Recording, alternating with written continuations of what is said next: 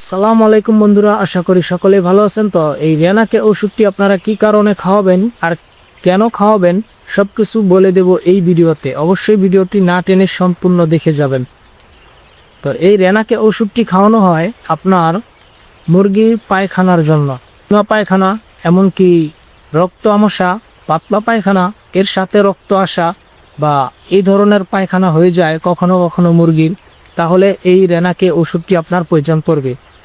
আর এই ধরনের পায়খানা হতে পারে আপনার কখনো কখনো দেখা যায় মুরগি অনেক বেশি ঠান্ডা থাকে বা অতিরিক্ত অ্যান্টিবায়োটিক ওষুধ খাওয়ানোর কারণে বা গরমের কারণে এই ধরনের পায়খানাগুলো মুরগির হয়েই থাকে। অতএব দেখা যায় ডাক্তারের কাছে গেলে ডাক্তার অনেক টাকার ওষুধ হাতে ধরিয়ে দেয়, 4 থেকে 5 হাজার টাকার ওষুধ। এছাড়া মনে করেন যে ডাক্তারের কাছ থেকে আসা যায় না। তো আমি মনে করি যে ভালো কার্যকরী একটি ওষুধ হলেই যথেষ্ট। আর এই কারণে আমার এই ভিডিওটা দেওয়া। এই ওষুধটি যদি আপনি দৈনিক একবার করে হলেও ব্যবহার করেন তাহলে মুরগি আপনার সুস্থ হয়ে যাবে। তো কমপক্ষে আপনি 4 থেকে 5 দিন খাওয়াবেন, অবশ্যই আপনার মুরগিটা সুস্থ হয়ে যাবে আশা করি। আর কেন খাওয়াবেন, কী কারণে খাওয়াবেন, নিয়ম কারণটা অবশ্যই জেনে বুঝে তারপরে খাওয়াবেন।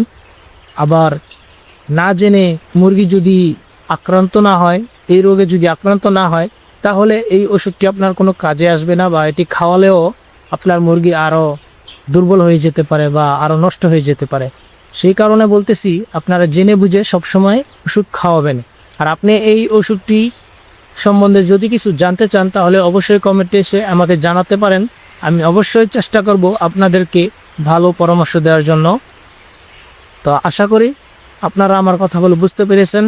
তাহলে আমার এই চ্যানেলটা সাবস্ক্রাইব করে যাবেন অবশ্যই, আর লাইক দিয়ে কমেন্ট করে আমার পাশেই থাকবেন। ধন্যবাদ সবাইকে।